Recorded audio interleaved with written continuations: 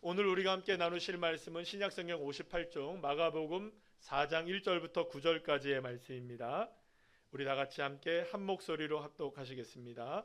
예수께서 다시 바닷가에서 가르치시니 큰 무리가 모여들거늘 예수께서 바다에 떠 있는 배에 올라 앉으시고 온 무리는 바닷가 육지에 있더라.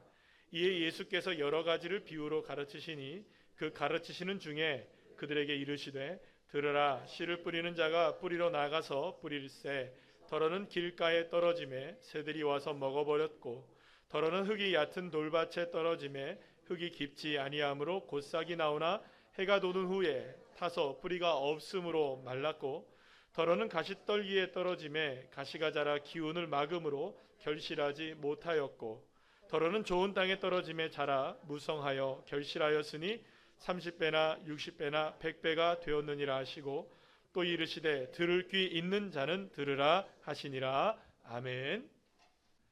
할렐루야.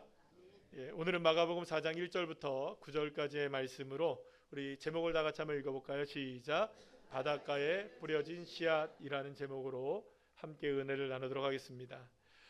우리가 살아가고 있는 곳이 바닷가여서 아마도 바다의 이야기를 누구보다도 잘 아시고 또 이해하실 거라고 생각합니다.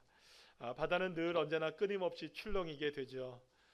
푸른 빛이 고요하게 빛날 때에도 이렇게 바닷가를 바라보게 되면 바다가 반짝반짝반짝 해에서 빛나는 윤술이 확 빛날 때가 있죠. 그러면 너무너무나 아름답죠.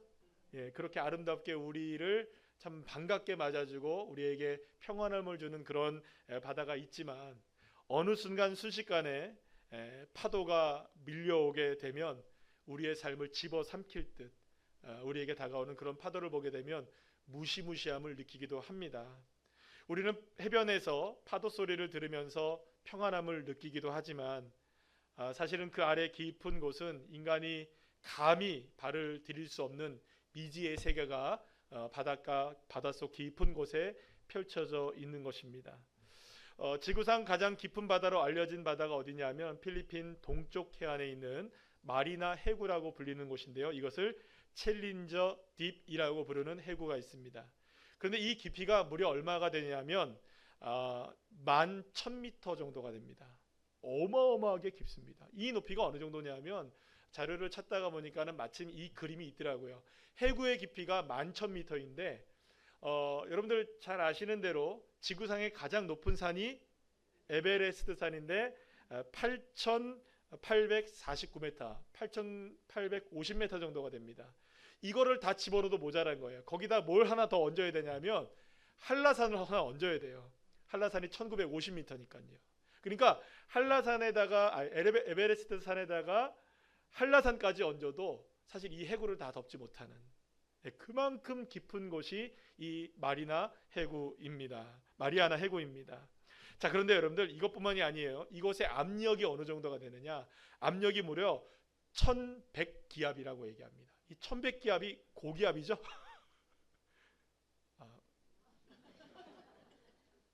저기압은 아니죠?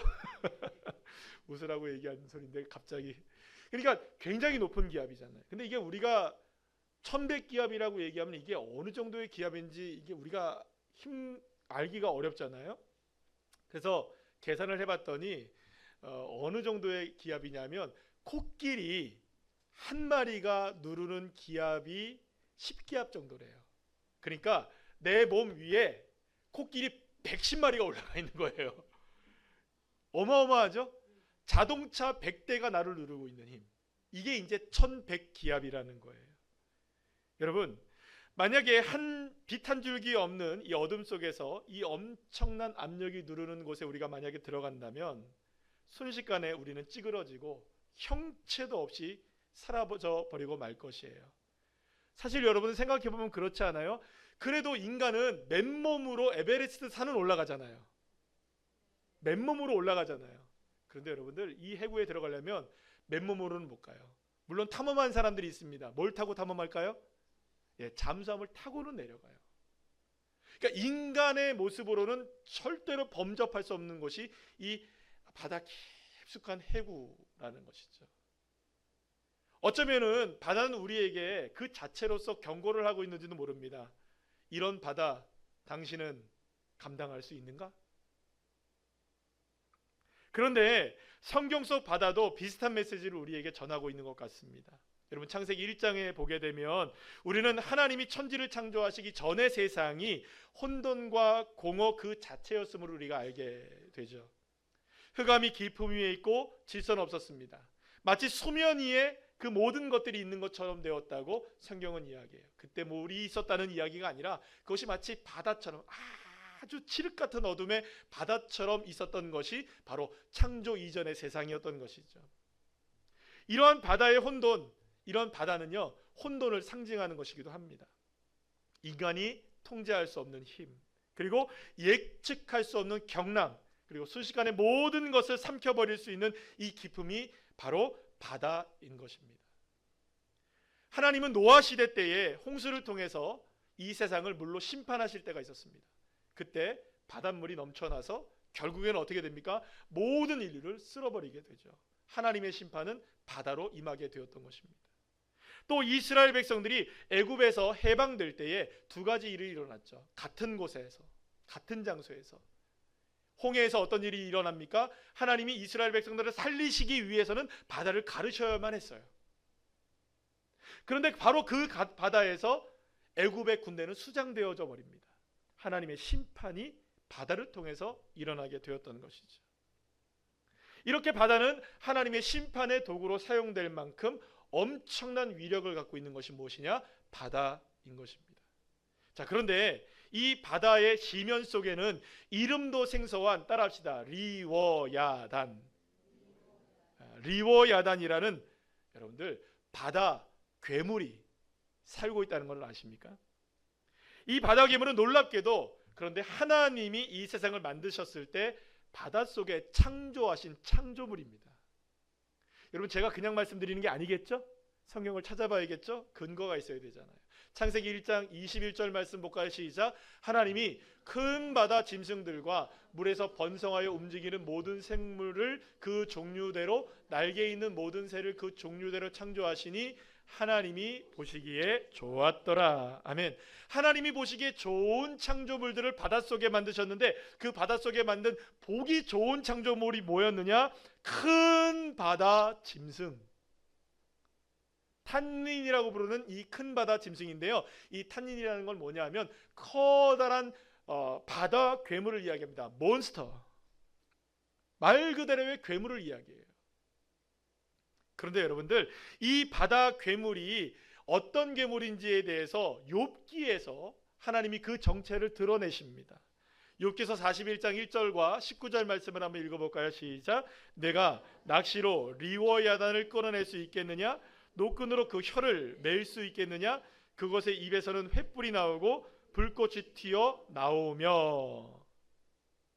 따라합시다. 리워야단.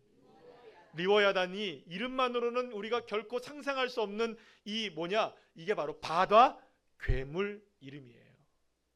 그래서 제가 인터넷을 막 찾아봤어요. 이 바다 괴물 리워야단을 막 찾아봤더니 사람들이 상상 속에 이 그림을 막 그려놨는데 거의 대부분 공룡처럼 그려놨더라고요. 그래서 제가 그 사진을 안 갖고 왔어요. 이걸 공룡으로 아실까 봐. 그런데 이거는 바닷속 괴물의 이름입니다. 리워야단. 여러분 생각해 보세요. 이 바다 가운데 인간의 힘으로는 도저히 감당할 수 없는 바닷속 괴물까지 자신의 존재감을 떨치고 있는 게 어디입니까? 우리가 지금 바라보고 있는 이 바다예요. 깊고 깊은 바다, 엄청난 힘과 압력이 짓누르는 것도 모자라서 어디엔가 어느 속에 있을지 모르는 이 바다 괴물까지 있는 곳이 어디입니까? 바다인 거예요. 여러분 그러니 방어진 앞바다에 나갔을 때 행여나 바다 괴물을 보실 걸랑 주님 만드신 아름다운 창조물이구나 그러시면 되겠죠?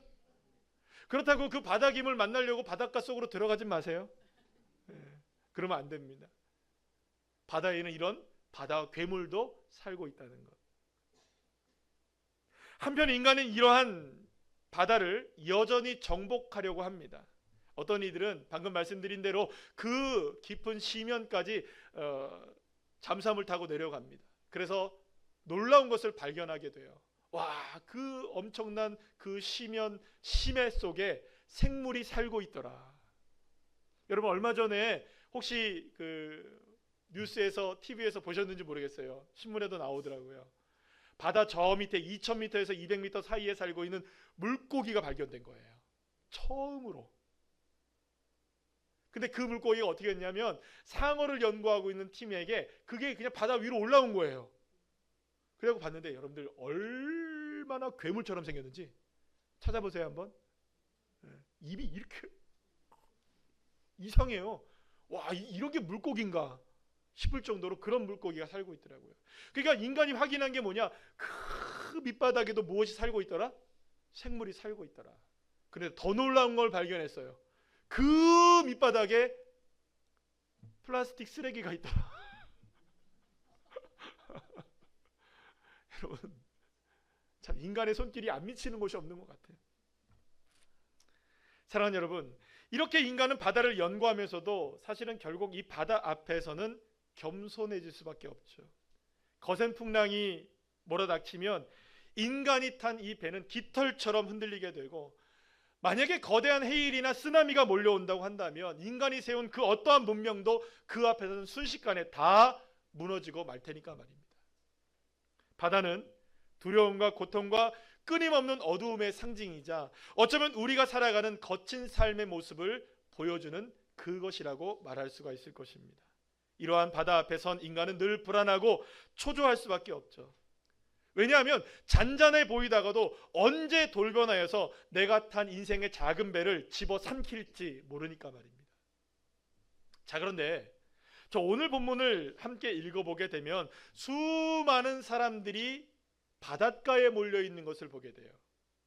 심지어 예수님은 해변에 서 계실 때에 오늘 여러분들이 그 그림을 보시는 것처럼 예수님이 바닷가에 설 수 없어서 밀려나셔서 바다 위에 작은 배를 올려놓고 그 배 위에 앉아서 많은 사람들이 육지에서 예수님이 하시는 말씀을 듣게 되는 이런 장면이 연출되기도 할 정도로 수많은 사람들이 이 바닷가에 몰려 있었던 거예요. 여기서 우리가 한 가지 짚고 넘어가야 될 부분이 있습니다. 제가 새벽에 말씀을 드리고 계속 이 마가복음을 통해서 말씀을 드릴 것 중에 하나가 뭐냐면 따라합시다. 장소. 이 장소가 굉장히 중요한 거예요. 다른 성경도 뭐 다른 복음서도 장소는 계속 나옵니다만 이 마가복음은 좀 더 이 장소에 대해서 많은 의미를 담고 있는 것 같아요. 그래서 예를 들어서 이런 겁니다. 이런 얘기들이 나와요. 이 마가복음 오늘도 이제 바닷가 이렇게 나오잖아요. 바다 혹은 산, 집, 거리 혹은 홀로 계실 때 이러한 식으로 여러 가지 장소들이 나오는데 이 장소는 어떤 의미를 갖고 있냐면 이런 겁니다. 어떤 예수님이 어떤 사건을 일으키시든지 어떤 기적을 일으키시든지 어떤 말씀을 하실 때마다 그 장소가 등장해요. 그러면 이런 의미라고 생각하시면 돼요. 어떤 사건이 일어날 때 그 사건과 그 말씀이 담고 있는 그릇이 마치 무엇처럼 느껴지는 겁니까? 장소인 것이죠. 그 장소에서 그 이야기를 하셨다는 것은 그 어떤 장소에서 왜 이야기를 하셨을까? 왜 이 사건을 주님께서 보여주셨을까라는 것을 연구해 보게 된다면 놀라운 우리가 하나님의 뜻을 발견할 수 있게 된다는 것이죠. 여러분 그렇게 생각해 보면 오늘 본문에서 우리는 어떤 말씀을 보게 되냐면 그 유명한 예수님의 비유의 말씀인 씨 뿌리는 자의 비유. 시작. 여러분 옆에 있는 분들과 인사 나눕시다. 씨 뿌리는 자의 비유랍니다. 아시고 계셔요? 씨 뿌리는 자의 비유의 말씀이 어디 속에 담겨져 있는 거냐 하면 바로 바닷가에서 이 이야기를 하셨다는 거예요. 여러분 근데 한번 생각해 보세요. 우리가 좀 더 우리가 생각해 본다면 씨를 뿌린다는 말은 농사를 얘기하는 거죠. 그러면 예수님이 씨 뿌리는 자의 비유로 뭔가를 말씀을 하시려면 어디에서 이 말씀을 하시는 게 훨씬 더 효과적일까요? 농촌이나 혹은 들판이나 논밭이 있는 곳에서 예수님이 자 봐라 씨 뿌리는 자가 있는데 길바닥도 있지 돌짝밭도 있지 않냐 가시도 저기 있지 않느냐 그런데 좋은 밭도 있지 않아 이렇게 얘기하면 여러분 확실하게 느껴지죠. 아멘 하시면 복 받을 그렇죠. 예. 맞습니까? 예. 그러니까 씨 뿌리는 자의 비유를 더 훨씬 더 효과적으로 전하려면 들판이나 논밭에서 이 이야기를 하시는 게 훨씬 더 좋을 거예요. 하지만 예수님이 씨 뿌리는 자의 비유를 말씀하신 곳은 씨를 뿌려서는 안 되는 곳입니다. 바닷가. 여러분, 바닷가에 씨를 뿌리면, 아까 전에 아침에 일부 예배 드릴 때 바닷가에 씨 뿌립니까? 했더니 네 그러더라고요. 예, 뿌립니다. 미역씨. 우리 집사님네 가정이 미역을 하시기 때문에 미역씨를 뿌리기를 해요. 그죠? 그런데 여러분들, 보통의 바닷가에는요 씨 안 뿌립니다. 뿌리면 큰일 나요. 소금기 때문에 다 죽고 안 돼요. 씨를 뿌리는 장소가 아닌 거예요. 그런데 예수님이 씨 뿌리는 것과는 전혀 관계가 없는 장소인 바닷가에서, 그것도 여러분들 어쩌면 그냥 바닷가 해변가에서 얘기했다면 어느 정도 이해는 돼요. 근데 예수님이 완전히 어디에서 얘기하십니까? 배를 띄워놓고 바다에서 바닷가에 있는 사람들에게 얘기하신 거예요. 그러니까 오늘의 제가 설교의 제목을 바닷가에 뭐라고요? 바닷가에 뿌려진 씨, 바닷가에 뿌려진 씨앗이라고 얘기한 이유가 여기에 있는 거예요. 자, 그러면 왜 예수님이 이렇게 바닷가에서 이 말씀을 전하셨을까? 방금 전에 말씀드린 것처럼 이 이야기를 담고 있는 그릇이 바다라는 것을 기억할 필요가 있는 거예요. 자, 그렇다면 왜 주님이 이 바닷가에서 이 씨 뿌리는 자의 비유를 말씀하셨을까? 자, 그런데 이미 예수님은 바닷가에서 수많은 사람들이 몰려와서 비슷한 경험을 하신 적이 있습니다. 오늘 바로 본문의 앞장에 있었던 일들인데요. 그때도 오늘과 비슷한 모습들이 펼쳐지게 됩니다. 그러니까 3장 7절 말씀을 보게 되면 예수께서 제자들과 함께 바닷가로 들어가셨어요. 그때 수많은 사람들이 몰려 들어왔어요. 많은 사람들이 몰려 들어와서 어떻게 됐냐면 그때는 오늘과보다 더 많았던 것 같아요. 어떻게 되느냐? 수많은 사람들에게 밀려가지고 예수님이 떠밀리신 거예요. 예수님이 떠밀려서 바닷가에서 어디까지 간 겁니까? 그래서 해변가까지 갔고, 해변에서 도저히 예수님이 서 있을 수가 없어서 배를 좀 대라 해서 배에 올라타셔서 사람들을, 질병들을 고쳐주시고 귀신들을 쫓아내셨다는 이야기가 3장 7절부터 12절까지의 말씀에 나와요. 그러면 여러분 생각해 보세요. 예수님이 바닷가로 가시면 수많은 사람들이 있을 것을 아셨을까요? 모르셨을까요? 이미 경험하셨잖아요. 앞쪽에서 경험을 했기 때문에 예수님이 바닷가로 가면 수많은 사람들에게 밀려서 내가 거기에 서 있을 수 있을 정도도 안 되고 바다에 떠 있어야만 된다는 사실을 예수님도 이미 경험하셔서 아시는 거예요. 자, 그런데 예수님이 굳이 다시 어디를 찾아오신 겁니까? 오늘 본문의 1절에 보면 예수께서 다시 바닷가에서 이렇게 얘기해요. 따라합시다. 다시 바닷가에 찾아오셨다. 그럼 왜 예수님이 다시 바닷가에 찾아오셨을까?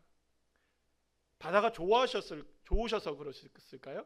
많은 사람들이 있으니까 여러분들, 예수님이 많은 사람들이 환호해주고 예수님이 많은 사람들이 반겨주고 많은 사람들에게 칭송을 받고 있으니 여러분들, 예수님이 와 음메 기사로, 와 사람들이 나를 이렇게 좋아하네, 수많은 사람이 나에게 박수를 쳐주네. 여러분, 이거 즐기시기 위해서 예수님이 수많은 사람들 속으로 들어가셨을까요? 다시? 아니에요. 여러분들, 실제로 예수님이 좋아하셨던 장소가 있어요. 장소가, 늘 예수님이 찾으셨던 장소가 어디냐면 그것은 산이었습니다. 예수님은요 언제나 산에서 홀로 지내시기를 좋아하셨어요. 산에 올라가셔서 기도하십니다. 밤새 기도하실 때가 있어요. 그토록 어렵게 그 하루 종일 병자들을 치료하고 귀신들을 쫓아내시고 나셔도 쉬시기 위해서 어디로 가십니까? 우리 같으면 꼼짝도 못 하실 텐데. 여러분들 산에 올라가면 얼마나 힘들어요. 그죠? 등산, 여기 연포산 올라가는 것도 힘들잖아요. 그죠? 안 힘드십니다. 그죠? 그렇잖아요. 그냥 거기서 주무시면 되는데 굳이 어디까지 가십니까? 산이 좋으신 것 같아요. 그래서 그곳에서 기도하시고 또 새벽이 되면 또 내려오시고. 여러분, 그래서 늘 언제나 예수님은 산에 올라가기를 좋아하셨어요. 또 그 바로 앞장에 3장 13절 말씀에 보면 예수님이 산에서 자신들의 제자들을 부르시는 걸 보게 돼요. 물론 제자들은 바닷가에서 부르셨지만 임명을 하십니다. 예수님이 원하시는 사람들과 함께 계시는 곳은 어디였느냐? 늘 바닷가였어요. 그런데 이것뿐만이 아니에요. 여러분들 성경의 마지막 쯤에 이렇게 보게 되면 예수님이 십자가를 지시기 이전에 어떤 일이 벌어지느냐? 예수님이 제자들과 함께 산에 오르십니다. 그것을 우리가 보통 무슨 산이라고 얘기하냐면 변화산이라고 얘기하죠. 그 산에 올라가서 예수님이 갑자기 화려한 광채로 빛나는 분으로 바뀌십니다. 근데 갑자기 그때 누가 나타납니까? 모세와 엘리야가 나타나요.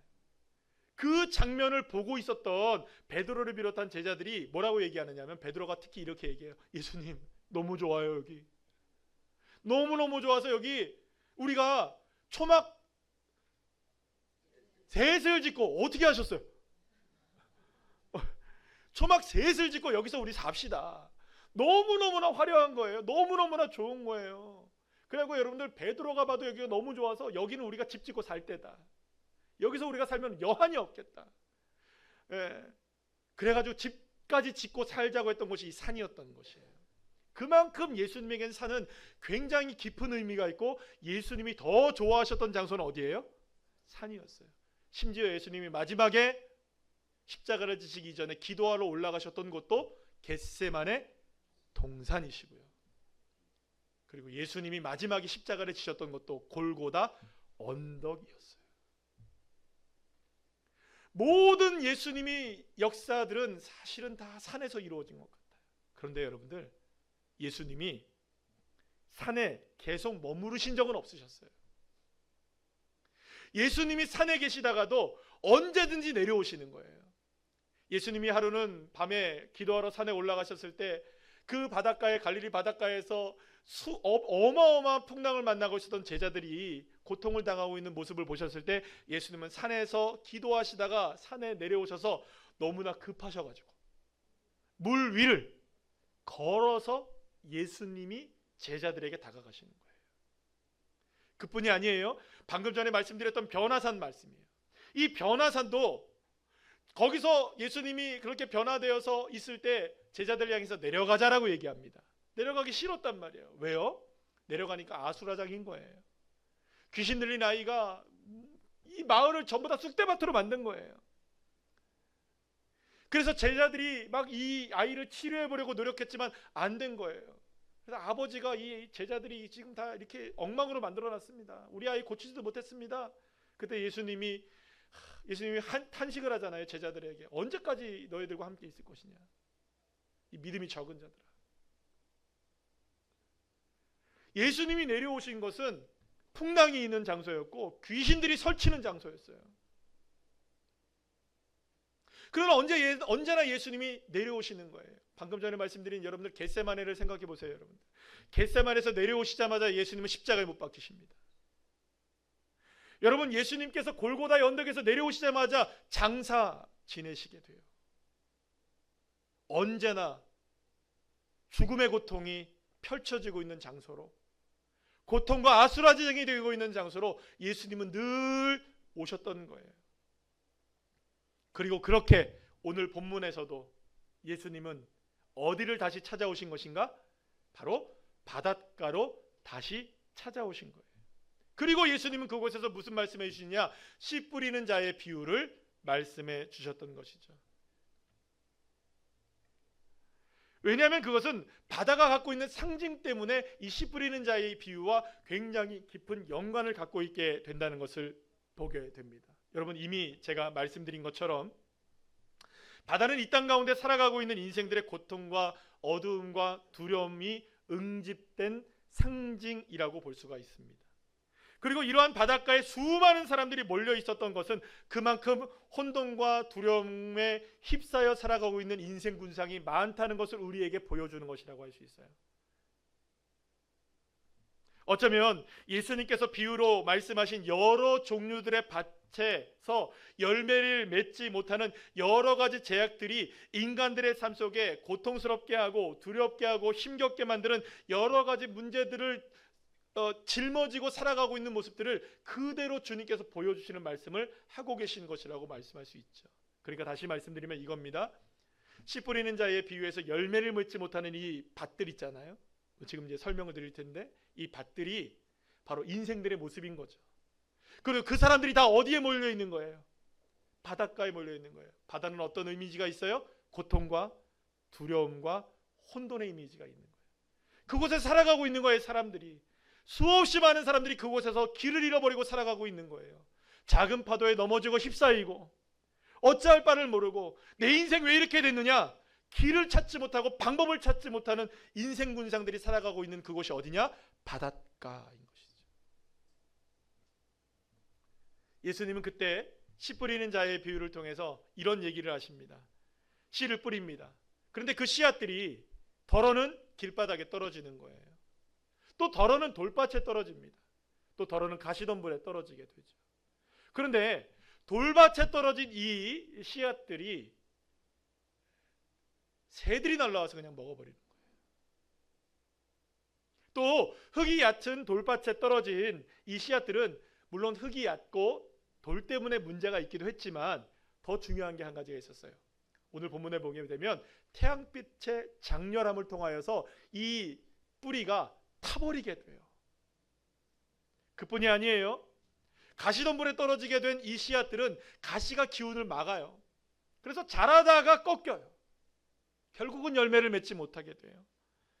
그래서 이런 여러 가지 다양한 문제들, 길바닥에는 뭐가 있어요, 여러분들? 새들이 오고, 돌짝밭에는 태양이 장렬하고, 가시덤불에는 이 가시들로 인하여서 여러 가지 문제들로 인하여서 쓰러지고 깨어지고 꺾여져서 열매를 하나도 맺지 못하는 밭들의 모습들을 주님이 얘기하십니다. 그런데 사랑하는 여러분, 이 모습이 마치 작은 배에 떠 있는 그 배에 우리의 삶을 의지하며 살아가고 있는 위태로운 우리의 인생과 같아 보이지 않으십니까? 사랑하는 여러분, 씨앗이 자라나는데 수많은 방해하는 것들이 있대요. 새들이 와서 먹어버리는 거예요. 씨는 뿌려졌는데 우리의 인생에 무엇이 다가오느냐? 새가 와서 낼름 먹어버리네요. 열심히 일했어요, 여러분들. 최선을 다했어요. 나름대로 수고하지 않은 것이 아니에요. 그래서 열매를 맺을까 싶었는데 이상한 존재가 와서 나를 싹 잡아가는 거예요. 내 모든 노력과 내 모든 수고와 내 모든 열매들을 누군가가 싹 가져가 버리는 거예요. 여러분, 이런 아픔을 경험해 보신 분이 계십니까? 어쩌면 그분들은 지금 인생이 길바닥 위에 놓여 있는 인생이겠죠. 그뿐이 아니에요. 얕은 돌밭에 장렬하는 태양이 빛납니다. 그리고 그 태양에 다 타버리는 거예요. 최선을 다해서 우리가 삶을 살아가지만 여러분, 여기저기서 어마어마한 열기가 쏟아지고 어마어마한 압력이 우리에게 가해지는 거예요. 때로는 여기서 우리를 짓누르고 때로는 저기서 우리를 괴롭히고 수많은 일들과 사람들을 통하여서 환경들을 통해서 우리에게 다가오는 많은 이 압력과 열기를 통하여서 우리는 도무지 숨을 쉴 수조차 없는 상황 가운데 빠질 때가 있습니다. 만약에 여러분들의 인생 가운데 그런 삶을 살고 계시다면 그분은 아마도 지금 돌짝밭의 인생을 살아가고 있는 것이겠죠. 그뿐이 아닙니다. 그래도 나름대로 열심히 해봅니다. 그런데 여러분, 이제는 좀 자라나 싶고 괜찮나 싶고 열매가 맺어지나 싶은 그때에 가시가 우리를 찌르기 시작하는 거예요. 여기저기서 다가오는 가시들. 때로는 그 가시가 우리의 가족이 되기도 하고 직장의 동료가 되기도 하고 친구가 되기도 하고 수없이 많은 환경들과 여러 가지들로 우리를 막 찌르는 거예요. 살 수 없을 정도로 숨막히게 우리를 가둬놓고 꼼짝도 못하게 하는. 사랑하는 여러분, 만약에 여러분들이 그런 상황 가운데 있다면 그분들은 아마도 가시밭의 인생을 살아가고 있는 것이겠죠. 그렇다면 사랑하는 여러분, 오늘 나에게 날아와서 내 삶을 괴롭히고 있는 새는 무엇일까요? 꿈조차 태워버릴 정도로 우리의 삶을 뜨겁고 압력 있게 우리의 삶을 달구고 있는, 고통스럽게 하고 있는 그것은 무엇일까요? 성공을 눈앞에 두고도 실패와 절망의 나락으로 우리의 삶을 빠뜨리게 만드는 이 가시덤불은 무엇일까요? 무엇이 나의 삶을 그토록 힘겹게 만들까요? 누가 나를 이렇게 어렵게 내 인생을 몰아가고 있을까요? 어쩌면 우리의 삶은 여러 어디로 갈지 모를 작은 배에 올라서 두려움과 고통과 혼돈의 망망대해를 홀로 떠다니는 모습과도 같다고 볼 수 있어요. 여러분, 노저 보신 분들 계시죠? 노젓기가 쉽지가 않아요. 잘못 저면 뺑뺑 돕니다, 여러분. 이쪽으로 도는 것 같아도 저쪽으로 가고, 저쪽으로 가는 것 같은데 이쪽으로 가고, 앞으로 나가는 것 같은데 뒤로 가고요. 노저 보신 분들은 아시는 거예요. 나름대로의 인생의 노를 열심히 젓고 있지만 방향을 잃어버릴 때가 있고, 평안한 바다로 가는 것 같았는데 파도가 몰려오기도 하고요. 어느새 내가 탄 이 배에 물이 잠겨지게 되는, 그것뿐만이 아닙니다. 바다에 무엇이 산다고요, 여러분들? 괴물이 살아요.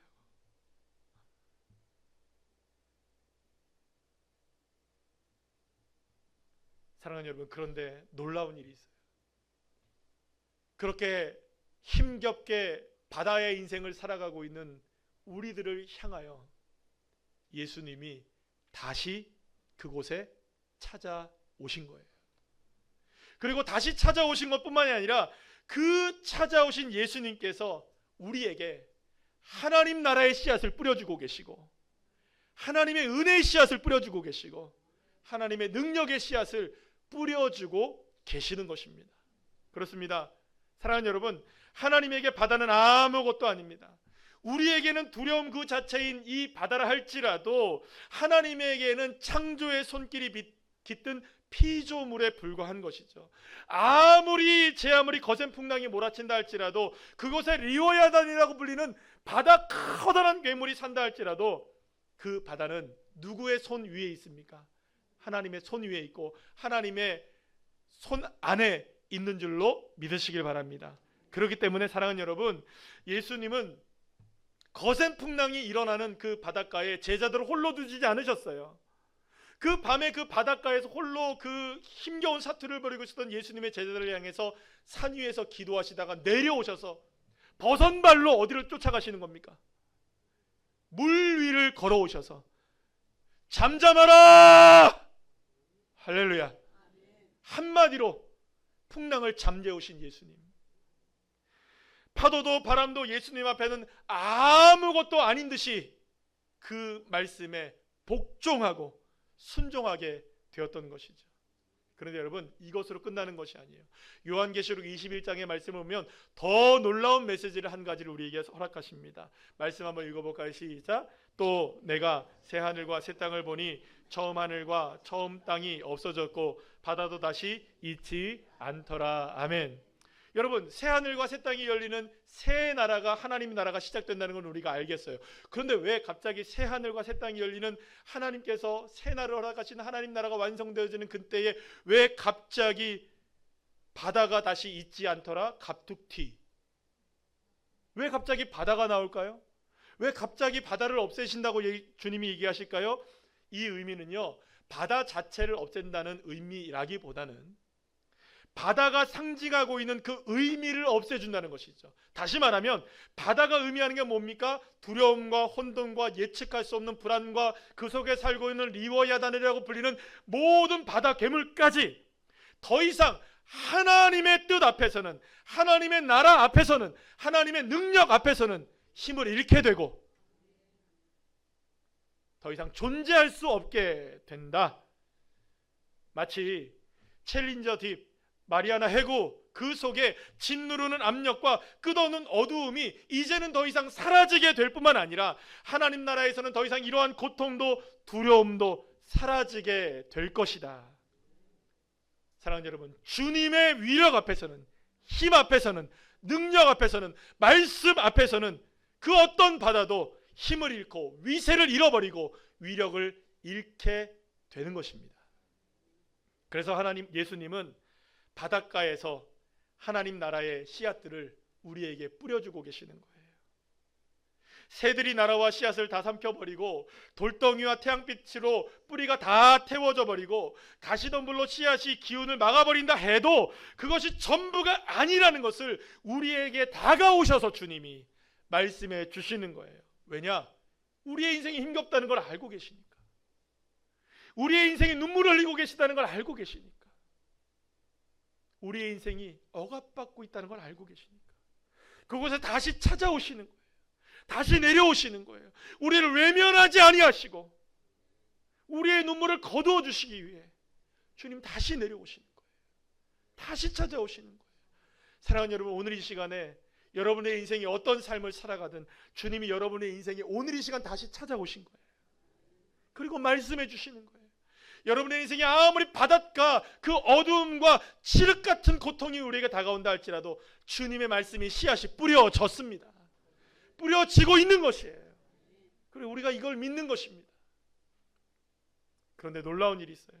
주님은 반드시 우리에게 상상할 수 없을 정도의 놀라운 열매를 맺게 하신다는 것이죠. 마가복음 4장 8절 말씀 다 같이 읽어볼까요? 시작. 더러는 좋은 땅에 떨어지며 자라 무성하여 결실하였으니 30배나 60배나 100배가 되었느니라 하시고 할렐루야. 예수님 당대의 곡식에 많이 열매를 맺게 된다면 한 알의 씨앗을 심으면 10개 이삭이 나오는 거래요. 그러니까 10배의 수확을 얻게 되면 많이 풍년이라고 얘기하는 거예요. 그러니까 보통 한 7배에서 8배 정도가 되면 적당하다. 그러니까 7배 정도가 돼도 적당한 잘 농사지었다라고 얘기하는 거예요. 그런데 오늘 본문에 보게 되면 예수님의 열매의 기본은 몇 배입니까? 30배예요.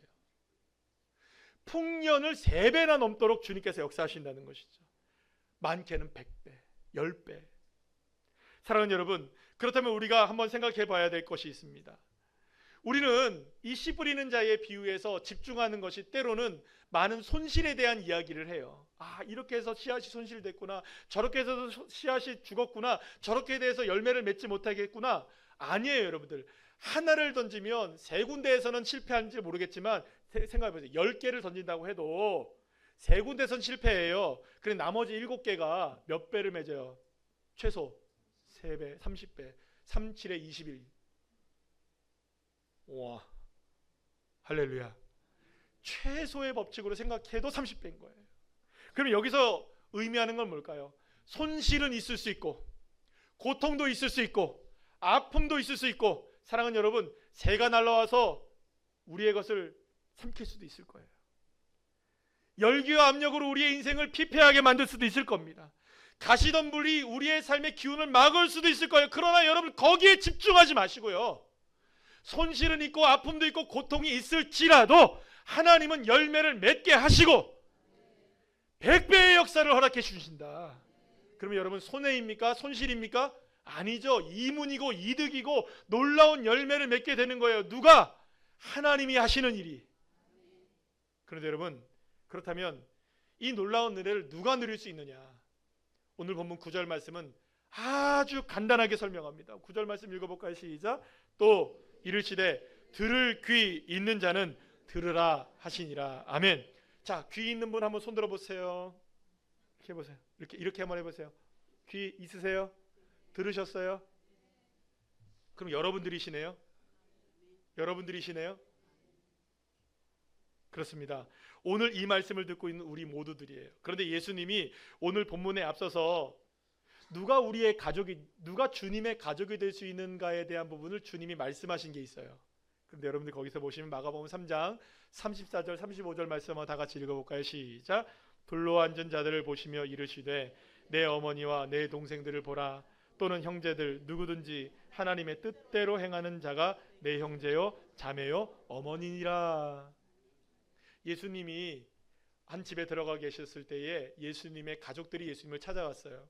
그래서 사람들이 예수님의 가족들이 찾아오셔서 예수님을 뵙기를 원합니다 라고 말씀하시자 예수님이 어떻게 액션을 취하셨냐면, 제가 조금 안 되지만 연기를 한번 해볼게요.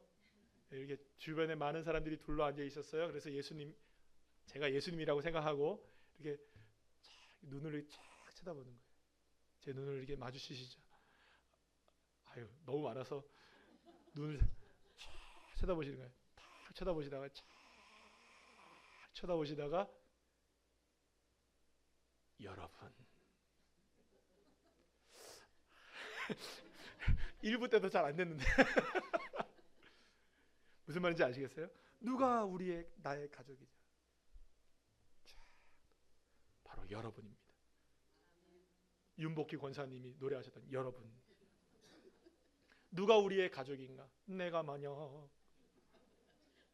외로울 테면 누가 우리의 여러분. 예수님이 말씀하시고 싶었던 건 이거예요.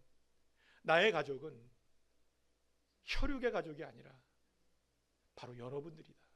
그러면 이 말씀 무슨 말이에요? 오늘 본문의 말씀과 함께 생각한다면 들은 사람들, 하나님의 말씀을 듣는 여러분이 하나님 나라의 가족이 되어진다. 자, 그러면 여러분 생각해 보세요. 근데 이것으로 끝나는 것이 아니에요. 누가 험한 바다 위에 인생을 살아가면서 이 풍랑이는 바다를 다스리며 그러한 곳까지도 씨를 뿌려서 100배의 열매를 맺게 해주십니까? 누가 이런 은혜를 맛볼 수 있겠어요? 바로 하나님이 하시는 일을 누가 맛볼 수 있겠어요? 정답은 여러분 딱 한 가지입니다. 따라합시다. 누구든지. 할렐루야. 누구든지 하나님의 이 말씀을 듣고, 중요한 게 있어요. 말씀을 듣고 하나님의 말씀을 행하는 자라면, 하나님의 말씀을 행하는 자라면 바닷가에 뿌려진 씨앗에게도 상상할 수 없는 열매가 맺게 되는 축복을 누리게 될 줄로 믿으시길 바랍니다. 사랑하는 여러분, 오늘도 우리는 나름대로의 인생의 바다 위를 다 살아가고 있습니다.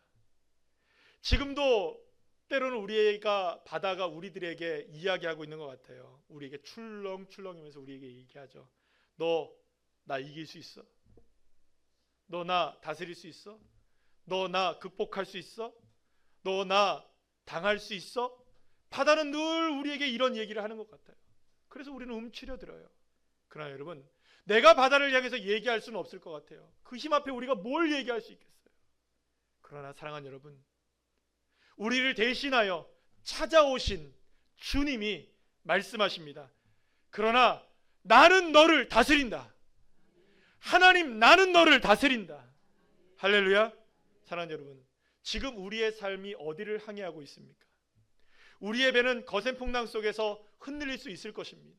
하지만 하나님의 말씀을 듣고, 아멘, 하나님의 말씀을 들은 대로 행할 때에 그런 믿음의 자녀가 된다면 비록 우리의 인생이 바다와 같을지라도 우리의 삶에 뿌려지고 심겨진 하나님의 말씀으로 인해서 우리의 배는, 인생의 배는 만선의 축복으로 하나님이 원하시는 소망의 항구로 우리를 주님이 인도해 주실 줄로 믿습니다.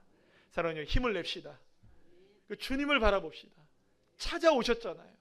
그러니까 주님으로 인하여서 다시금 우리의 삶에 열매를 맺는 그 주님을 바라보는, 그래서 승리하는 귀한 자는 한 분 한 분들 다 되시기를 간절히 축원합니다.